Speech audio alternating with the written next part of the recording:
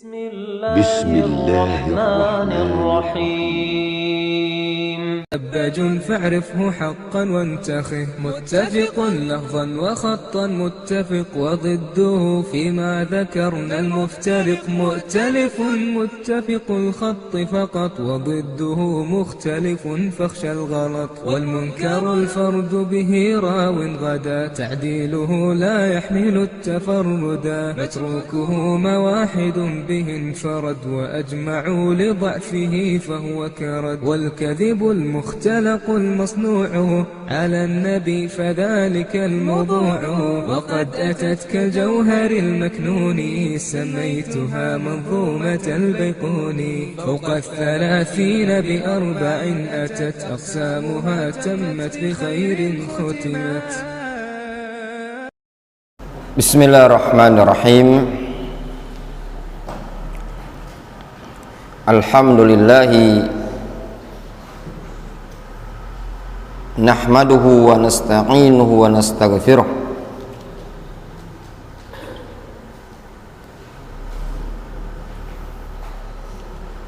ونعوذ بالله من شرور أنفسنا ومن سيئات أعمالنا، من يهده الله فلا مضل له ومن يضلل فلا هادي له،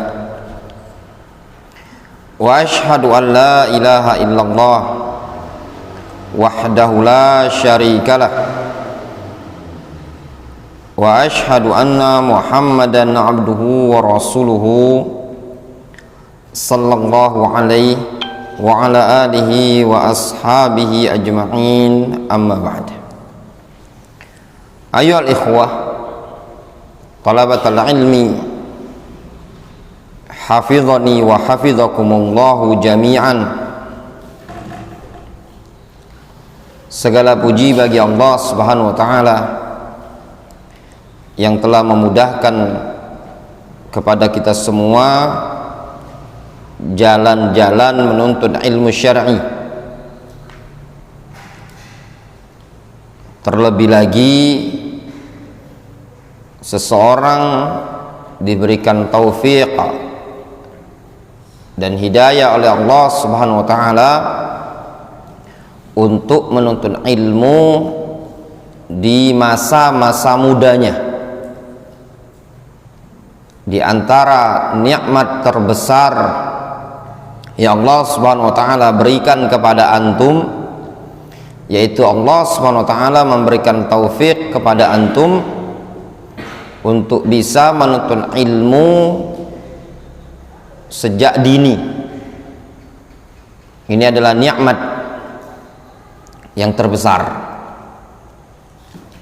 Lihat sebagian orang, ada yang Allah Subhanahu wa taala berikan taufik kepada dia untuk menuntut ilmu setelah umur 30 tahun ke atas, ada yang 40 tahun ke atas. Namun antum diberikan kemudahan oleh Allah Subhanahu wa taala untuk menuntut ilmu sudah sejak umur belasan tahun, 20 tahun, masih di bawah umur 25 tahun. Ini merupakan nikmat yang layak disyukuri. Kita lanjutkan kajian kita di malam hari ini, pembacaan pengambilan faedah dari risalah yang ditulis oleh Al-Imamul Wadi'i rahimahullahu ta'ala dengan judul Nasihati li ahli sunnah, nasihatku untuk ahli sunnah, yang ditulis oleh Al-Imam Asy-Syaikh Muqbil Ibnu Hadi Al-Wadi'i rahimahullahu ta'ala. Beliau adalah imam ya ikhwan, bila syak wala raib. Asy-Syaikh Ibnu Utsaimin rahimahullahu ta'ala, sebagaimana yang diceritakan oleh Syekh Sulaiman Ar-Ruhaili, bahwasanya Syekh Ibnu Utsaimin pernah ditanya tentang Syekh Muqbil. Syekh Muqbil, kata Syekh Ibnu Utsaimin, Syekh Muqbil imamun. Beliau adalah imam, dan beliau termasuk digolongkan min a'immatil asr, para ulama a'immah di zaman sekarang.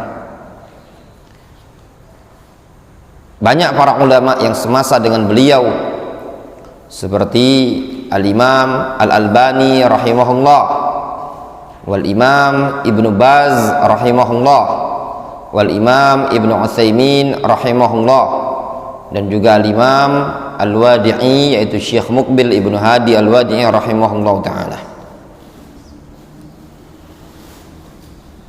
Sebagian masyaikhina seperti Syekh Utsman As-Salimi hafizahullah ta'ala, beliau pernah menyebutkan 4 imam ini wafatnya, posisi pemakamannya atau dimakamkan, letak dimakamkannya sama ibarat 4 khulafaur rasyidin. 4 khulafaur rasyidin, 3 di antara mereka dimakamkan di satu wilayah. Di mana wilayahnya? Yaitu Madinah. Abu Bakar, Umar, dan Utsman. Satunya di Kufah. Siapa di Kufah? Ali bin Abi Thalib. Demikian juga 4 ulama ini yang ada di zaman sekarang. Syekh Al-Albani dimakamkan di negeri Syam, di Yordan. Sedangkan 3 yang lainnya, Ibnu Utsaimin, Ibnu Baz, dan juga Al-Imam Al-Wadi'i, yaitu Syekh Muqbil, dimakamkan di Saudiyah. Pada pertemuan sebelumnya kita telah menyelesaikan beberapa poin berkaitan dengan ilajul ikhtilaf an-nashi' baina ahli sunnah al-mu'asirin, obat dalam menangani perbedaan yang muncul di tengah-tengah ahli sunnah pada zaman sekarang ini. Kemarin kita telah membaca beberapa keterangan, di antaranya tahkimul kitabi was sunnah, berhukum kepada Al-Quran dan Sunnah. Yang kedua, bertanya kepada ahlul ilmi, para ulama. Yang ketiga, al-iqbal ala talabil ilmi, memfokuskan diri untuk menuntut ilmu.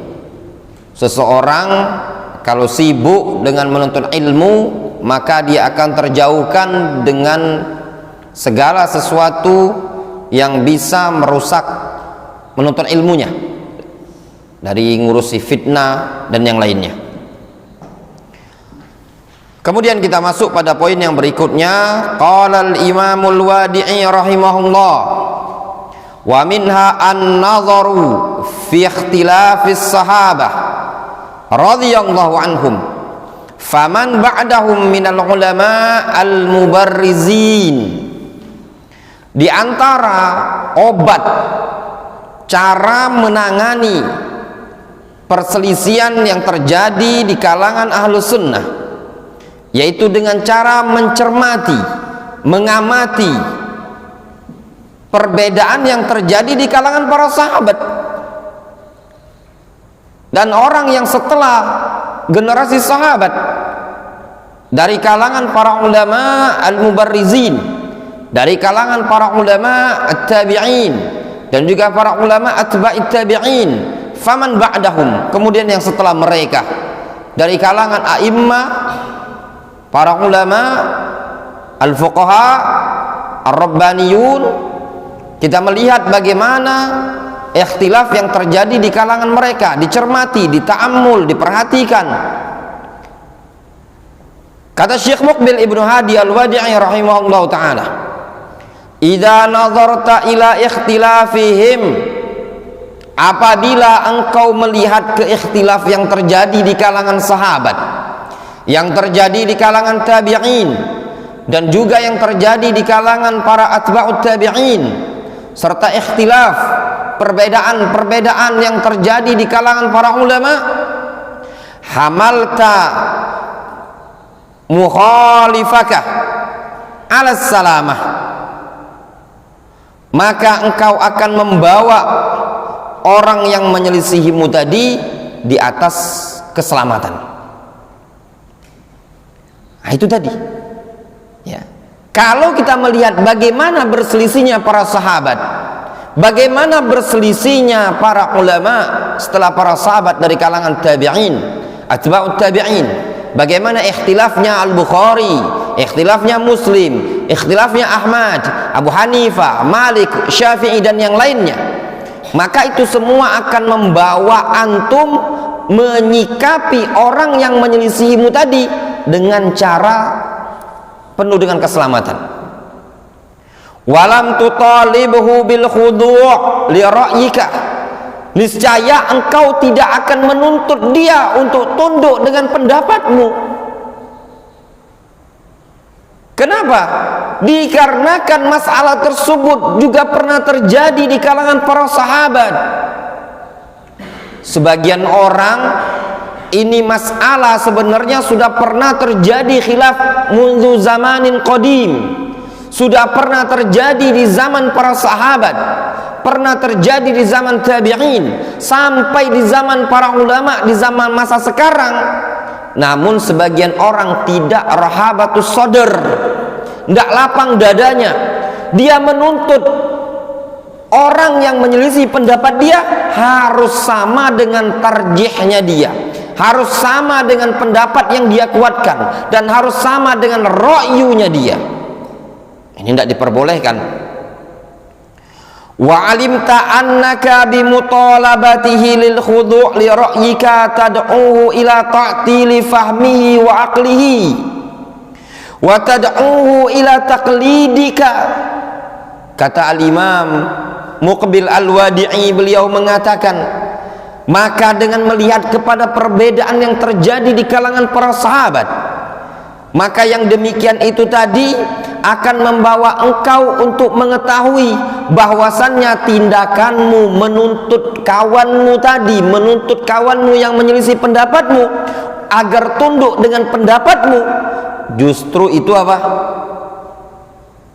Berarti engkau menuntut dia untuk menyia-nyiakan, untuk meninggalkan pemahaman dia, meninggalkan akalnya dia, serta sadar tidak sadar engkau telah mengajak dia untuk taklid kepada pendapatmu. Difahami antum? Lapang dada saja ayol ikhwah dalam masalah khilafiyah ya. Yang dituntut adalah antum mempertahankan argumentasi amalan antum dengan dalil yang ada pada antum.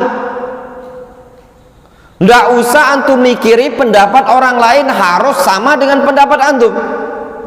Namun yang dituntut dari enti adalah memperkuat argumentasi apa yang antum kuatkan.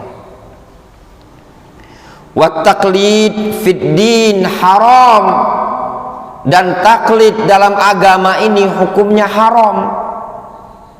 Apa taklid?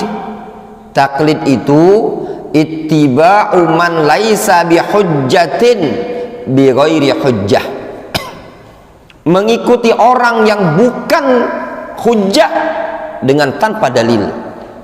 Itu namanya taklid.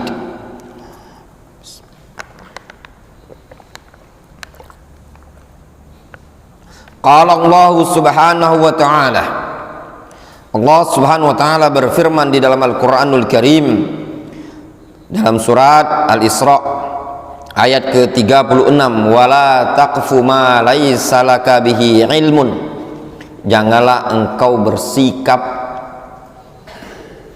berkeyakinan, berpendapat pada perkara yang engkau tidak punya ilmu padanya. Ila ghairi dzalika minal adillah al-mabsuta fi kitab Syaukani al-qaulul mufid fi adillatil ijtihadi wat taqlid, dan yang selain itu dari dalil-dalil yang telah dipaparkan panjang lebar dalam bukunya al-Imam Syaukani dengan judul al-qaulul mufid fi adillatil ijtihad wat taqlid, karya Imam Syaukani. Dan banyak para ulama yang lain ya menulis buku dalam masalah taklid ini tadi, yang mungkin buku ringan, tipis, diantaranya Syekh Rabi Ibnu Hadi Al-Madkhali hafizahullah ta'ala wa ra'ah. Beliau punya buku namanya Ta'assub Az-Zamim atau Ta'assub Az-Zamim. Dan juga Syekh Wasiullah Abbas, beliau punya buku namanya At-Taqlid wa Hukmuhu. Ada buku yang 2 jilid bagus namanya Ta'assubus Syuyukh karya Syekh Abu Abdul A'la Khalid Ibnu Utsman Al-Misri.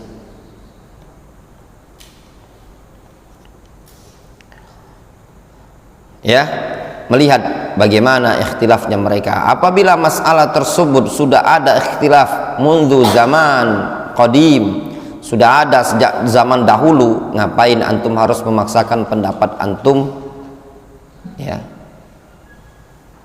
ke orang lain dan memaksakan pendapat orang lain agar ikut pendapat antum? Itu tidak diperbolehkan. Di antara adab seorang talibul ilmi yang disebutkan oleh Syekh Ibnu Utsaimin dalam Kitabul Ilm adalah rahabatus sadar fi mas'alatil khilafiyah, lapang dada dalam masalah khilafiyah. Tidak usah antum perpanjang ya. Nah, ini juga terkadang sebagian orang dalam masalah khilafiyah ini tadi kurang lapang dada dia. Kalau dia sudah senang dengan satu ustadz dan dia pegangi pendapat ustadz tersebut, terkadang dia bangun ittiba dia kepada pendapat ustadz tersebut dengan suatu taklid tanpa mau melihat dalil. Ketika ada orang lain yang membawakan pendapat yang lain berbeda dengan pendapat dia, namun ternyata pendapat tersebut dilengkapi dengan dalil, maka bagi seorang salafi, seorang talibul ilmi, maka dia harus meninggalkan pendapat ustadznya tadi dengan mengikut ke pendapat orang lain tadi yang lebih zahir, lebih arjah dalilnya tadi. Wa minha, diantara obat menangani khilaf yang terjadi di kalangan ahlus sunnah, an-nadharu ila ahwalil mujtama' al-islami wa ma tuhitu bihi minal akhtar. Melihat kepada kondisi-kondisi masyarakat Islami serta melihat kepada segala sesuatu yang meliputi masyarakat tersebut dari sekian banyak mara bahaya. Nah, di sini juga ikhwan, coba antum cermati bagaimana kondisi masyarakat, apa yang terjadi di kalangan masyarakat. Jangan antum tersibukkan dengan ikhtilafat, dengan perbedaan-perbedaan yang terjadi di sesama ahlus sunnah, sehingga membuat antum tidak memperhatikan kondisi masyarakat yang jauh lebih penting antum perhatikan. Lihat kata Syekh Muqbil, di masyarakat tersebut mereka banyak yang bodoh, banyak yang tidak ngerti masalah tauhid, namun antum tersibukkan dengan masalah-masalah ikhtilafat di kalangan ahlus sunnah. Ini tidak diperbolehkan. Tersibukkan dengan ikhtilafat yang terjadi di kalangan para ulama, tersibukkan dengan ikhtilafat yang terjadi di kalangan thalabatul ilm, sehingga meninggalkan perkara-perkara yang membahayakan umat. Lihat kata Syekh Muqbil bin Hadi Al-Wadi'i, wa ja'lu katsirin min ahli bihi, dan kebodohan kebanyakan dari masyarakat tersebut terhadap ilmu, fa innaka idza nazarta ilal mujtama al-islami, sesungguhnya engkau, kalau engkau melihat kepada kondisi masyarakat Islam, antum perhatikan di kampungnya antum, perhatikan yang ada di Palembang ini tadi, antum perhatikan Indonesia secara umum. Kalau antum melihat kondisi yang terjadi kita di Indonesia, banyaknya pemahaman-pemahaman yang merusak akidah kaum muslimin. Asy'ariyah ada di Indonesia, Syiah ada di Indonesia, komunis ada di Indonesia, Khawarij ada di Indonesia, ya benar. Liberal juga ada, Ikhwanul Muslimin juga ada. Sekian banyak thariqat-thariqat yang membawa orang-orang awam, menggiring mereka kepada penyimpangan dalam akidah, pemikiran, dalam ibadah. Antum lihat mereka, banyak orang yang lebih penting antum selamatkan dibandingkan antum tersibukkan dengan masalah dakhiliyah, masalah intern. Kata Syekh Mukbil, kalau engkau melihat kepada masyarakat, syaghalta an akhika alladhi yukhalifuka fi fahmika, maka engkau akan tersibukkan dari ngurusi saudaramu yang menyelisih engkau dalam pemahamanmu. Ngapain antum ngurusin kawan antum yang berdakwah dengan begini dan begini? Mungkin itu pendapatnya dia, antum tersibukkan. Contoh misalkan, anak ambil contoh ya. Sebagian orang di zaman sekarang ini masih tersibukkan dengan kondisi perbedaan pandangan dalam berdakwah menggunakan kamera video. Ya akhi, ayo ikhwat talabatul ilm, ikhtilafat yang seperti ini kalau antum ingin melihat, sebenarnya sudah pernah terjadi di zaman Syekh Syuyukhina ala wahwal Imamul Muqbil Al-Wadi'i rahimahullah, yaitu pada masa Imam Muqbil Al-Wadi'i rahimahullah. Beliau Syekh Muqbil Ibnu Hadi Al-Wadi'i rahimahullah punya pendapat bahwasanya video hukumnya haram. Beliau menulis buku Hukmut Taswir. Beliau kuatkan argumentasi yang menyatakan video hukumnya haram. Kemudian tulabnya Syekh Muqbil juga sama seperti itu, mengatakan video hukumnya haram. Seperti Syekh Abdurrahman Al-Adani rahimahullah, guru kami, dan mayoritas seluruh tulabnya Syekh Muqbil mengatakan hukumnya haram. Ternyata bukan saja Syekh Muqbil Ibnu Hadi Al-Wadi'i yang menyatakan video hukumnya haram, juga diikuti oleh Syekh Rabi Al-Madkhali, juga Syekh Al-Albani rahimahullah, bahkan Syekh Ibnu Baz rahimahullah, dan masih banyak para ulama yang lain. Dari sekian para ulama yang menyatakan video hukumnya haram, dari ulama-ulama yang ada di Saudi Arabia. Ternyata di sana ada para ulama juga yang menyatakan boleh. Di antaranya pada masa itu Syekh Ibnu Utsaimin dan para ulama yang lain. Namun yang perlu kita cermati di kalangan mereka, apakah mereka para ulama yang seperti ini tadi, yang melarang menggunakan kamera video, menyibukkan diri sebagaimana antum yang tersibukkan sekarang ini dikit-dikit mempermasalahkan masalah video? Tidak seperti itu soniknya guru-guru kita, masyayikh kita. Mereka tetap mengajar, mereka terus menyampaikan kepada tulab. Tidak seperti antum sibuk berhari-hari dalam masalah seperti ini tadi. dalam keadaan ini masalah sudah pernah terjadi ikhtilaf di kalangan para ulama sejak puluhan tahun yang lalu. Ini contoh yang ada di zaman sekarang. Dalam keadaan masih banyak kondisi yang lebih penting untuk kita dakwakan ke tengah-tengah masyarakat. Lihat kata Syekh Mukbil, engkau kalau melihat kepada kondisi masyarakat Islami, maka engkau akan tersibukkan dari ngurusi saudaramu yang menyelisih engkau dalam pemahamanmu.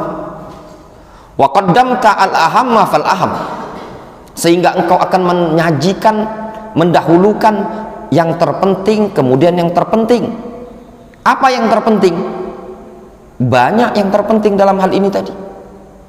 Mendakwakan tauhid itu lebih penting bagi antum. Antum ajarkan silsilah at-tauhid, rasail fit tauhid. Engkau ajarkan fikih, engkau ajarkan usul fikih, engkau ajarkan mustalah hadis. Ini masalah-masalah yang jauh lebih penting, ya akhi, ya ukhay. Kenapa anda tersibukkan dengan permasalahan-permasalahan yang ini so'afiko, yang ini musofiko, yang ini mutasyaddida, yang ini mumayya'a, yang ini begini? Padahal ulamanya antum satu. Rujukan antum ya Rabi al-Madkhali wa Ubaid al-Jabiri wa Muhammad ibnu Hadi al-Madkhali wa Abdul Muhsin al-Abbad wal Fauzan. Sama rujukan antum. Kenapa antum sibukkan hal yang seperti ini tadi? Nah, ini thalabatul ilm yang sesama ahlus sunnah yang seperti ini tadi adalah orang-orang yang tidak memahami hakikat mana perkara yang penting. Fa inna nabiyya sallallahu alaihi wasallam indama arsala Mu'adhan ilal Yaman, Nabi sallallahu alaihi wasallam tatkala beliau mengutus Mu'adh ibnu Jabal ke negeri Yaman, qala lahu, lalu Rasul berkata kepada Mu'adh, awwalu ma tad'uhum ila syahadati an la ilaha illallah wa anna Muhammadan Rasulullah.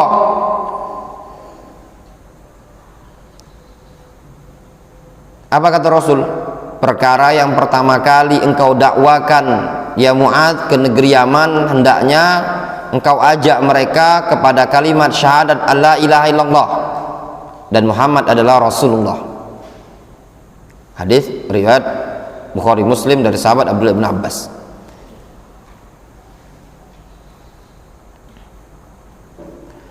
Wa ba'du, dan setelah itu kata Syekh Mukbil, fa inna qad nadharna fil masail allati yakhtalifu fiha ahlus sunnah al mu'asirun alladzina la yakhtalifuna an hawa. Kita ini apabila kita mencermati permasalahan-permasalahan yang terjadi padanya ikhtilaf dari kalangan ahlus sunnah al mu'asirun, yaitu orang-orang yang mereka tidaklah berselisih dari hawa nafsu, fawajadnaha tuqaribu thalathina mas'alatan wa wazza'naha ala ikhwanina ahli sunnah yadhkuruna insyaallah al hadits bi asanidiha wa yanzuruna fi aqwali syurra fi fahmi hadhil ahadits wa ini hatija ila nazari kutubil fuqaha rahimahumullah nudhira fiha wa ba'dal intiha insyaallah sayunsyar fi risalatin shaghirah. Kita ini, kata Syekh Mukbil, kalau kita melihat kepada permasalahan-permasalahan yang telah terjadi perselisihan di kalangan ahlus sunnah di zaman sekarang, yang mana mereka ahlus sunnah itu tidaklah berselisih disebabkan hawa nafsu, enggak. Ahlus sunnah kalau berselisih, dia berselisih dengan ilmiah, karena masing-masing niatnya untuk ittiba'ud dalil. Itu ahlus sunnah, bukan dikarenakan hawa nafsu. Maka kita niscaya akan mendapati permasalahan-permasalahan tersebut hampir mendekati 30 permasalahan. Akan kita bagikan kepada saudara-saudara kita dari kalangan ahlus sunnah, dan mereka insya Allah akan menyebutkan hadis-hadisnya dengan sanadnya. Kemudian mereka akan mencermati akwal, pendapat-pendapat para pensyarah hadis dalam memahami hadis-hadis ini, dan jika dibutuhkan perlu untuk meninjau kepada kitab-kitab ulama ahli fikih, maka perlu ditinjau ke sana, dan setelah selesai insyaallah akan kita sebar pada buku yang ringkas. Wa qad balaghani anna ahla sunnah alladzina yahumhum amrul muslimin fi ghayati minasyauq ila hadza. Sungguh telah sampai kepadaku berita bahwasannya ahlus sunnah, yaitu orang-orang yang membuat mereka penting, yang membuat mereka peduli terhadap urusan kaum muslimin, berada pada kondisi puncak kerinduan untuk menanti hasil bahas ini tadi. Ya. Wa fi hadza insyaallah qat'u alsinatil haqidin ala ahli sunnah. Maka pada perkara ini insyaallah terdapat pemutus lisan-lisan orang yang dengki terhadap ahlu sunnah, alladzina yaskharuna minhum, yaitu orang-orang yang mengejek-ngejek, mengolok-olok ahlu sunnah. Wa yaqulun, mereka mengatakan innahum yakhtalifuna fi syai'it tafih. Mereka mengatakan kepada ahlu sunnah bahwasanya mereka ahlu sunnah itu berselisih pada perkara yang tafih, perkara yang rendahan. Wa yunafiruna anhum wa yalmizunahum bima laysa fihim. Mereka menjauhkan umat dari ahlu sunnah dan memberikan julukan-julukan pada ahlu sunnah dengan sesuatu yang tidak ada pada mereka. Sya'nul mubtadi'a wa dzawul ahwa, sya'nul mubtadi'a wa dzawil ahwa fi kulli makanin wa zaman. Itulah kondisi ahli bid'ah, orang-orang yang memiliki hawa nafsu pada setiap tempat dan setiap zaman, selalu mengejek ahlu sunnah. Annahum yunaffiruna ahli sunnah, mereka ahli bid'ah, ahlul ahwa pasti menjauhkan umat dari ahlu sunnah. Wa qad saqa anhum Ibnu Qutaibah fi kitab ta'wili mukhtalafil hadits asy al-katsir min as-sukhriyah bi ahli sunnah. Al-Imam Ibnu Qutaibah menyebutkan dalam kitabnya Ta'wil Mukhtalaf al-Hadits jumlah yang sangat banyak sekali bentuk ejekan-ejekan ahlul bid'ah terhadap ahlus sunnah. Wa qad mata an-Nadhdham wa Abu Hudzail wa ghairuhuma min a'da'is sunnah. Sungguh telah isdead an-Nadhdham dan Abu Hudzail dan yang selain keduanya dari kalangan a'da'us sunnah. Wa baqiyat sunnatu Rasulillah sallallahu alaihi wasallam abayda safiyah. Sedangkan sunnah Rasulullah SAW tetap kekal bersih lagi murni. Lam yadurroha sukhriyatuhum, tidak akan membahayakan sunnah tersebut ejekan-ejekan mereka. Wa sayamutu a'da'us sunnah al-mu'asirun, dan mereka musuh-musuh sunnah yang di zaman sekarang akan mati. Semuanya akan mati mereka. Ya, para pengejek sunnah, baik Hasan At-Turabi yang pada masa tersebut ya mengejek sunnah Rasul alaihi salatu wassalam, juga orang-orang yang sejenis dengan dia, Hasan Al-Banna, Yusuf Al-Qaradawi, Abdurrahman Abdul Khaliq, Muhammad Surur, Zainal Abidin. Ini tokoh-tokoh yang dulu mengejek sunnah Rasul alaihi salatu wassalam, merendahkan sunnah. Dari a'da'us sunnah ya. Banyak juga tokoh-tokoh Khawarij dan yang lainnya. Begitu juga Muhammad Al-Ghazali, Muhammad Rashid Ridha, Abul A'la Al-Maududi, tokoh-tokoh yang ada pada masa tersebut ya.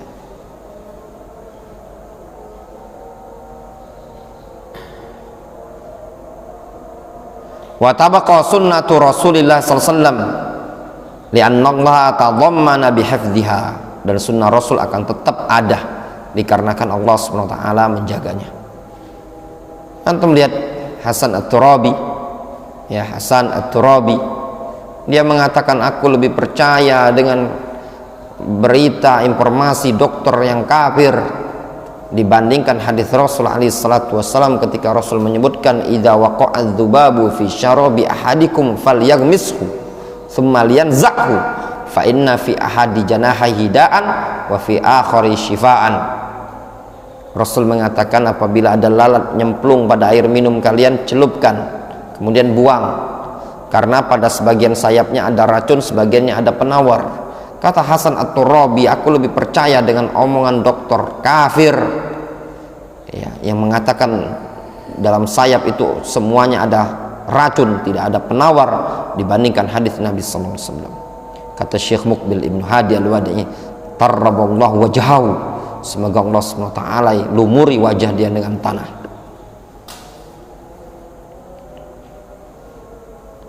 Zaman-zaman sekarang banyak sekali ya ikhwan, ya, musuh-musuh sunnah dari kalangan orang-orang tidak jelas di Indonesia ini juga banyak ya. Faqal, Allah Subhanahu wa taala berfirman, inna nahnu nazzalna dzikra wa inna lahu lahafizun, sesungguhnya kami yang menurunkan Al-Quran dan kami pula yang akan menjaganya. Dan termasuk bagian dari perkara yang diturunkan kepada Nabi kita Muhammad SAW adalah hadis Nabi SAW yang sahih. Ala inni utitul kitab wa mithlahu ma'hu, kata Rasul, aku diberi Al-Quran dan yang semisal Al-Quran. Apa itu? Sunnah. Wa dzikru yashmalul kitab wa sunnah. Lafaz az-zikr itu mencakup Al-Quran dan sunnah. Pada lafaz ayat inna nahnu nazzalna dzikra, mencakup Al-Quran dan sunnah. Idz kilahuma wahyun min indillahi subhanahu wa ta'ala, dikarenakan keduanya adalah wahyu yang berasal dari Allah subhanahu wa ta'ala. Qala subhanahu wa ta'ala, Allah subhanahu wa ta'ala berfirman, wa ma yantiqu anil hawa in huwa illa wahyun yuha, tidaklah dia Muhammad berbicara dari hawa nafsu, melainkan dia berbicara dari wahyu yang Allah Subhanahu wa taala turunkan kepadanya. Wa qala an-nabiy sallallahu alaihi wasallam, ala inni utitul qur'ana wa mithlahu ma'hu, ketahuilah aku diberi Al-Qur'an dan yang semisalnya. Yang semisal dengan Al-Qur'an apa? Yaitu hadis Nabi sallallahu alaihi wasallam. Hadza walasna nutalib ahla sunnah al-mu'asirin alla yakhtalifu fi sihhatil hadits wa tad'ifihi.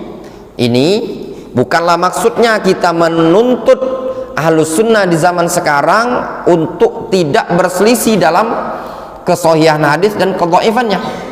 Ya, bukan berarti kita harus satu pendapat dalam mensahihkan hadis, mendhaifkan. Bisa saja berbeda pendapat ya ikhwan. Antum setelah belajar, antum mensahihkan, yang ini mendhaifkan, bisa saja terjadi. Ya. Wa la yakhtalifu fi fahmil adillah. Bukan juga maksudnya ini kita menuntut ahlus sunnah di zaman sekarang untuk tidak berselisih dalam memahami dalil. Mungkin saja berbeda dalam memahami dalil berdasarkan pendapat ulama masing-masing. Fa inna hadza amrun qad ikhtalafa fihi salafuhum rahimahumullah. Dikarenakan hal yang demikian ini adalah perkara yang sungguh telah terjadi perbedaan juga dari kalangan salaf rahimahumullah. Kama huwa ma'rufun min siratihim, sebagaimana perkara yang sudah ma'ruf di sirahnya para ulama. Ya benar, banyak sekali permasalahan pemahaman yang terjadi perbedaan, mulai dari mensahihkan hadis, Imam Ahmad mensahihkan, Imam Malik mendhaifkan. Terjadi perbedaan itu biasa. Bukhari mendhaifkan, Tirmidzi mensahihkan, biasa ya ikhwan. Ya, begitu juga dalam memahami hadis tersebut. Yang ini memahaminya dengan makna ini, yang ini memahami dengan makna ini. Itu sesuatu yang sudah ma'ruf di kalangan para ulama. Bal ikhtalafal malaikatul kiram alaihimus salam. Bahkan para malaikat pun pernah terjadi perselisihan di kalangan para malaikat. Qala Allah subhanahu wa ta'ala, Allah subhanahu wa ta'ala berfirman, Qul huwa naba'un azim antum anhu mu'ridun ma kana liya min ilmin bil mala'il a'la id yahtasimun. Katakan ya Muhammad, huwa naba'un azim, yang demikian itu adalah berita yang sangat besar, sangat agung. Antum anhu mu'ridun, kalian berpaling dari berita tersebut. Maka nali min ilmin bil mala'il a'la id yahtasimun, katakan ya Muhammad kepada mereka kaum musyrikin, bahwasannya aku tidak punya ilmu tentang malaikat tatkala mereka berselisih. Ya. Lihat, Allah SWT mengajari Nabi kita Muhammad SAW agar mengatakan kepada kaum musyrikin bahwasanya Rasul tidak punya ilmu tentang malaikat tatkala malaikat yakhtasimun. Malaikat pun pernah terjadi perselisihan. Ya. Demikian juga para sahabat. Wa khalafa Sulaiman abahu Daud alaihi wassalam. Bahkan Nabi Sulaiman pernah menyelisih pendapat bapaknya, pendapat Daud alaihissalam. Nah, dari sini ya ikhwan, berbeda pemahaman itu tidak masalah. Ya. Ana pribadi tidak mempermasalahkan antum berbeda pendapat dengan ana. Yang sering ana permasalahkan dari kalangan orang-orang yang belajar di Darul Hadis adalah buat gaduh, bikin rame. Ini yang jadi masalah. Inti mau berpendapat seperti ini tidak masalah, antum pegang sampai mati, tapi jangan buat gaduh. Difahami? Nah, yang jadi masalah buat gaduh, bikin rame. Ingat, tidak setiap apa yang antum berpendapat antum harus sebarkan ke semua orang. Ya pada lihat maslahat, mafsadatnya penting apa enggak seperti ini. Ini yang perlu diperhatikan para thalabatul ilm. Antum mau berpendapat dengan masalah apapun dengan argumentasi antum, mulai dari permasalahan akidah, masalah manhajiyah, masalah fikih, terserah. Wal amru ilaikum, terserah antum. Itu haknya antum. Namun ingat, tidak setiap apa yang antum yakini, yang antum berpendapat, antum harus expose. Dan tidak setiap masalah antum harus berbicara. Likulli maqamin maqal wa likulli maidanin rijal. Setiap tempat ada pembahasannya tersendiri. Setiap lapangan itu ada tokoh tersendiri. Ini bab bukan babnya antum yang berbicara. Siapa inti? Pernahkah inti masuk pondok pesantren yang belajar? Inti belajar saja bukan di pondok pesantren, cuman bolak-balik. Inti belajarnya rutinnya dengan ahlul kalam wal falsafat. Cuman banyaknya di WA, banyaknya di YouTube. Antum berbicara permasalahan yang buat gaduh dunia internasional. Ya. Sampai-sampai ke Yaman, sampai-sampai sebagian thalabatul ilm yang ada di negeri Yaman itu tanya, antum kenal dengan si fulan? Dia bawa nama Syekh Muhammad bin Hizam. Kata yang satu itu tidak kenal. Ketemu anak pas umroh, Ustaz kenal dengan si fulan? Pernah belajar dia mana Ustaz? Tidak, belajar dengan alul ahwa wal bid'ah.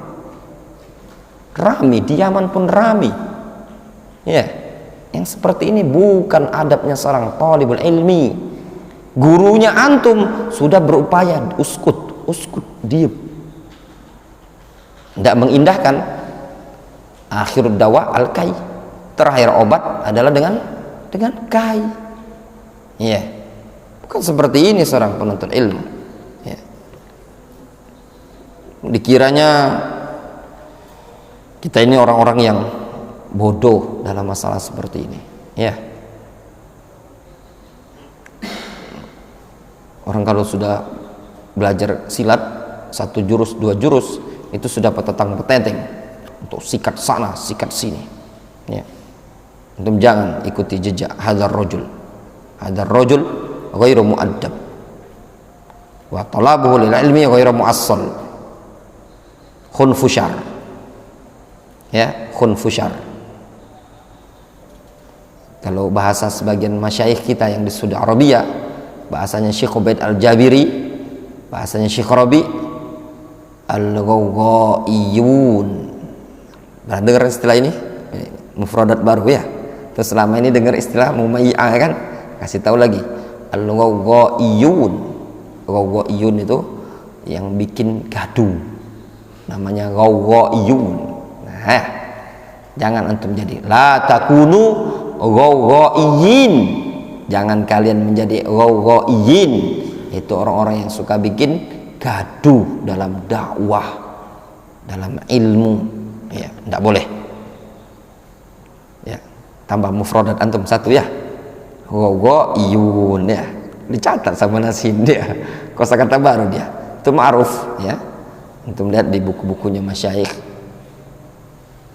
seingat ana ada Syekh Hamad Ibnu Ibrahim Al-Utsman, judulnya bukunya, kitabnya masalah teroris ini, Al-Ghawghaiyah hiya tufan, lebih kurang gitu. Al-Ghawghaiyah hiya tufan judulnya, keren ya.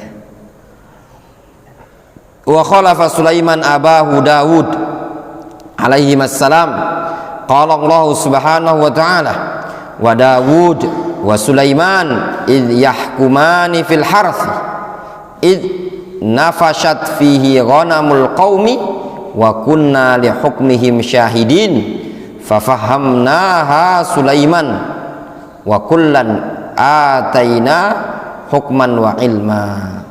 Ya, ini tadi ketika Nabiullah Daud dan Sulaiman menghukumi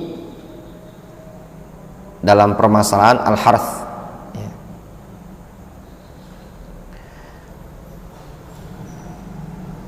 Wa fi sahihain an Abi Hurairah radhiyallahu anhu anin Nabi sallallahu alaihi wasallam qala kanat imra'atani ma'ahuma ibnahuma ja'a dhi'bu fa dhahaba bi ibni ihdahuma faqala sahibatuha innama dhahaba bi ibnik wa qalat al-ukhra innama dhahaba bi ibnik fatahakama ila Daud faqadha bihi lil kubra fa kharajata ala Sulaiman ibni Daud fa akhbaratah faqala atuni bis sikin asyqhu bainahuma faqalat as-sughra la taf'al yarhamukumullah